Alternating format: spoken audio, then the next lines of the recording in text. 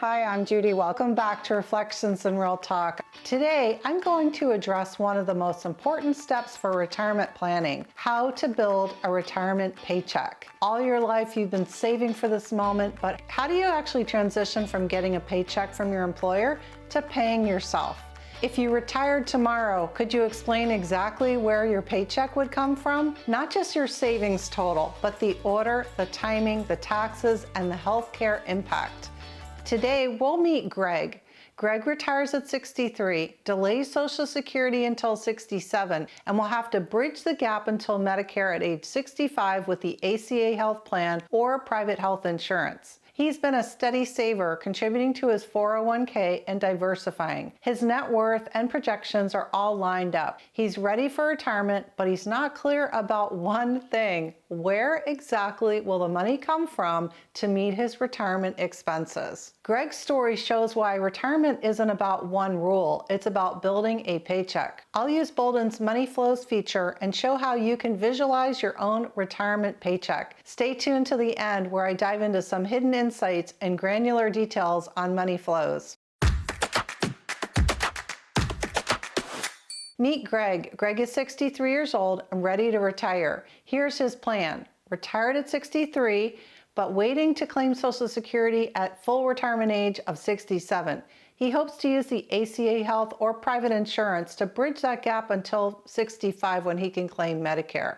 He plans to spend more early while he's healthy and check off some of his big bucket list items like traveling to his dream destinations. He'd like to worry less later on. Greg saved well, but it's spread across different accounts, all with different rules. So the big question is, how does Greg pay himself? Here are Greg's accounts. This is what we're going to actually enter into Boldin. Here's what Greg brings into retirement. $300,000 in a traditional IRA, growing at about 7%. $300,000 in a Roth IRA, estimated rate of return 10%. $50,000 in a savings account earning 3.75%. He has $100,000 in a CD that's currently earning 4%. He also has 2 brokerage accounts which give him some extra flexibility, and an annuity designed to help fill income gaps later on. On paper, this looks great, but rules like the 4% rule don't tell Greg which account to use, when, and why. And why does the 4% rule fall short for Greg? The 4% rule would say, Greg, just take about $40,000 a year and you'll be fine. But Greg's reality is a little bit more complicated. He's delaying Social Security, his healthcare subsidies may depend on income, and he wants to spend more. He has guaranteed income later. A flat rule doesn't handle that. So instead, we build a flow-based plan. Healthcare comes first. Ages 63 to 65 before Medicare, Greg plans to buy health insurance through either the ACA marketplace or private insurance based on the cost. And here's the key point. Taxable income affects ACA subsidies. If Greg pulls too much from his IRA early, his healthcare could cost a lot more. Greg will need to use income strategically from 63 to 65 and be very thoughtful about where his paycheck comes from in these early years. This is where Money Flows in Boldin becomes critical. Money Flows answers one simple question: which account pays Greg first? In Boldin, we set Greg's early retirement order like this. Number 1, savings account. Number 2, CDs. Number 3, brokerage accounts. Number 4, small controlled IRA withdrawals. Number 5, annuity payment. Number 6, Roth IRA last. This does a few things. It keeps taxable income lower, it protects ACA subsidies, and avoids selling long-term investments too fast. It also helps to preserve Roth money for later tax-free years. Now Greg has something familiar again, a paycheck. And let's talk about the go-go years. This is when you spend more on purpose. Greg doesn't want to sit home counting pennies. He wants to travel, visit family, and do the things he put off while working. So in Boldin, we increase spending in the early years. Here's the important part. Greg is withdrawing more than 4% early on, and that's okay. This is intentional. Spending is higher when life is active and lower later on when it naturally slows down. If you're faced with bad markets right after retirement, Greg can manage a sequence of return risk by controlling the order of withdrawals. Because Greg starts with savings, CDs, and brokerage money, he can avoid panic selling his retirement accounts if he's faced with bad markets. Meanwhile, his IRA keeps growing, his Roth keeps growing even faster, and time is still working for his portfolio growth. At age 65, Greg moves into Medicare. That's a turning point. Now, ACA subsidies are no longer an issue, and Greg has more flexibility with IRA withdrawals. In Boldin, we adjust the money flows slightly to allow more tax-deferred income, still with control. At age 67, Greg turns on Social Security, and this changes everything. His paycheck now includes guaranteed income for life, less pressure on investments, and more predictability. And because Greg waited, his benefit is higher and his withdrawal rate drops below 4% later in retirement. Later on, Greg's annuity kicks in. Its job isn't to make him rich. Its job is to make life easier. It can help fill income gaps, cover basics, and help reduce worry during market downturns. Now Greg's income comes from layers, not one source. And now let's dive into Boldin for an on-screen demo to see how this plan works out for Greg. Let's build Greg's plan. We can look here at the scenario manager and see the summary of his accounts. It's important to detail these accounts in this baseline plan. And then if he wants to create alternative scenarios, he can clone that and modify some of the assumptions later. Now that I have my baseline scenario, I'm going to click this arrow here to launch the scenario. And we can see from the overview page, he's got a net worth of 1.475, a chance of success at reaching his goals, 99%, using Monte Carlo projections. You can review that here. And then year by year, you can see his savings, real estate, and debt outlined on this projected net worth chart. And if you haven't done so already, which we have not done yet, you can launch Roth Conversion Explorer right from this screen here. Now let's build his plan. Let's look at accounts and assets. I want to point out that you can connect these accounts to your actual financial institutions using Boldin's relationship with a company called Plaid.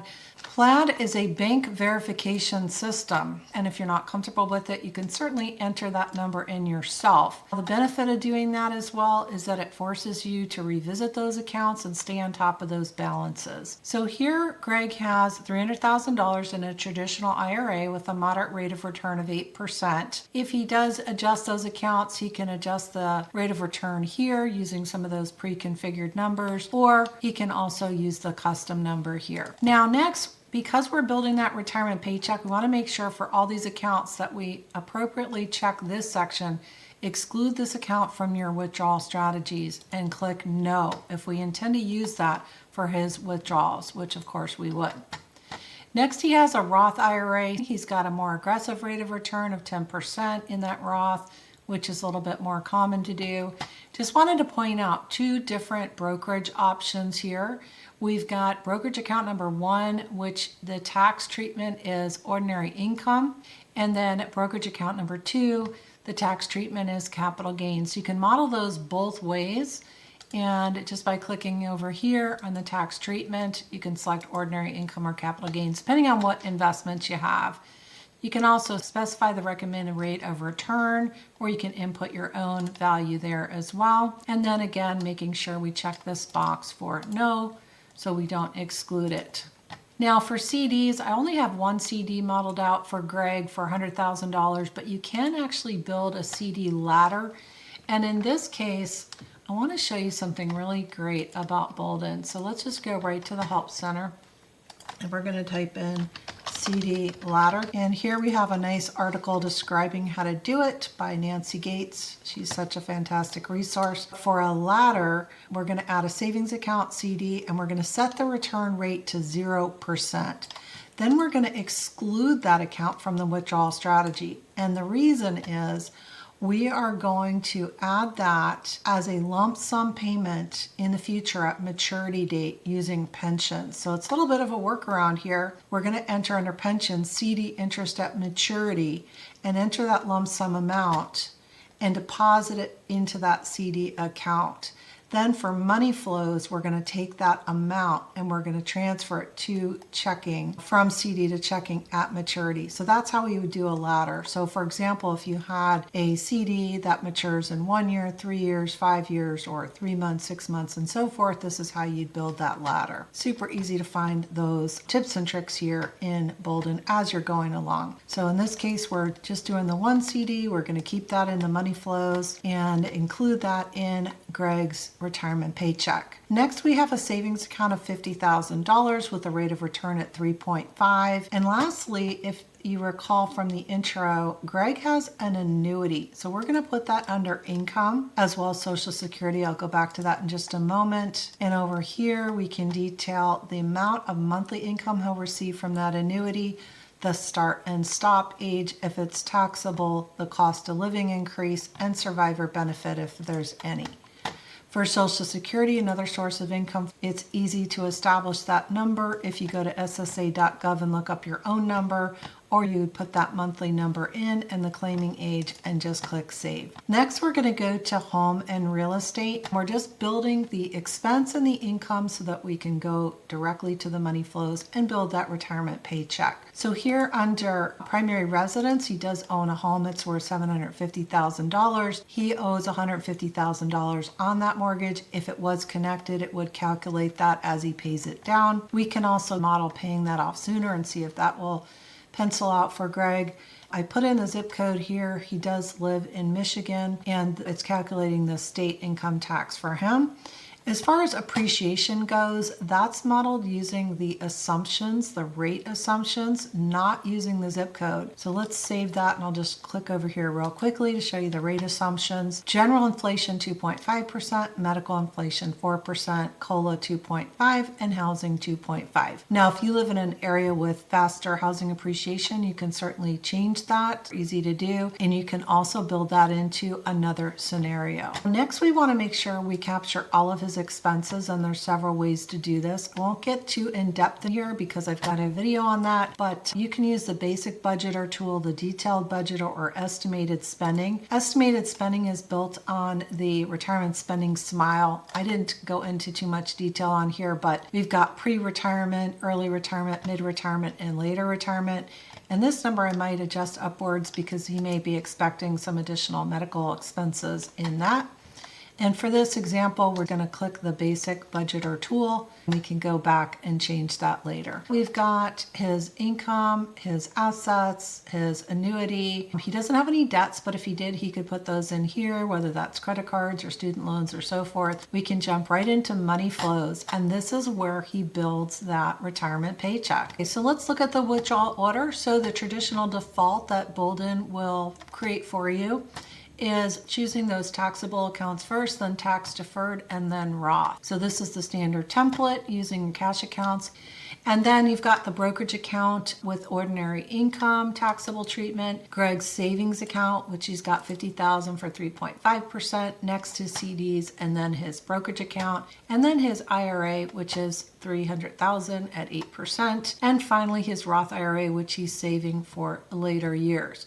Now, if you wanted to customize that, you just click on customized and then you edit the order. Let's say he wants to do the brokerage account before the IRA. And so it's just as easy as clicking, and that's how he creates his retirement paycheck. Now, over here on this page, you'll see withdrawals by type. He's got his average income, $6,200, and his average expenses, $6,100. So he's actually doing very well in terms of the ability to meet his expenses. And here you can see the annual savings drawdowns. He's got his RMDs built out here. The withdrawals by account, if there's a shortfall, it'll populate it here. You can see that his savings account is going to have a shortfall because he's only got $50,000 in it and he needs $74,000, and that's okay. This is just going to call it out, and then you can move those accounts around as those become depleted. Here are his projected expenses year by year, so it's really nice to be able to visualize. You can see the medical care before Medicare at age 63, 64, and 65. Medicare kicks in, and then we've got, of course, his mortgage, his estimated income tax. You might be curious as to why his income tax payments are so low. That's because he's drawing from his savings account and his brokerage accounts. accounts. So again, going back to the traditional sequence here, if you were to draw from the taxable accounts, you're only going to be paying taxes on the interest earned rather than the actual amount pulled out of those accounts. Let's play around with the order and put the IRA first. And then let's just save that. And let's see what that does to the taxes. So here, just by moving that IRA up to the first order of withdrawal, his tax payment is going to go up to $18,500. So that's significant, and that's something that you can model out by using this money flows section. And let's move that back. All right, so here's where the real power comes, and if you stayed with me till the end, you're really going to get the juice from the squeeze here. And this is something you might have missed. Under money flows, if you really want to drill down into that retirement paycheck, you want to look at withdrawals by account and view insights. That's going to open up an entirely new screen. It's going to summarize your withdrawal strategy based on spending needs, the basic budgeter, and custom withdrawal plan. You can change those, of course. It's going to detail your annual retirement withdrawals, the average retirement withdrawal rate, and if you're ever going to run out of money, it's going to plot out the withdrawal rate year by year in terms of percentage. You can see early on before Social Security, Greg has a much higher rate of withdrawal, higher than the 4%, and then it drops down to below 4%, and much later over here, very, very little. Now you can go to withdrawal details, and this is where the paycheck comes into play. Where is that money going to come from? If he needs $72,814 for that first year, he's going to be pulling $43,000 out of the savings and $29,000 from his brokerage account. The withdrawal rate is 8.55, and the annual taxes and so forth, and the projected savings balance. In 2027, again, he's got a similar amount adjusted for inflation, $72,799 from his brokerage account, because remember that savings account was only $50,000. And then we've got $10,000 from the brokerage, number one, and $62,000 from brokerage account number two. By 2028, he's dipping into those CDs after he depletes the brokerage account.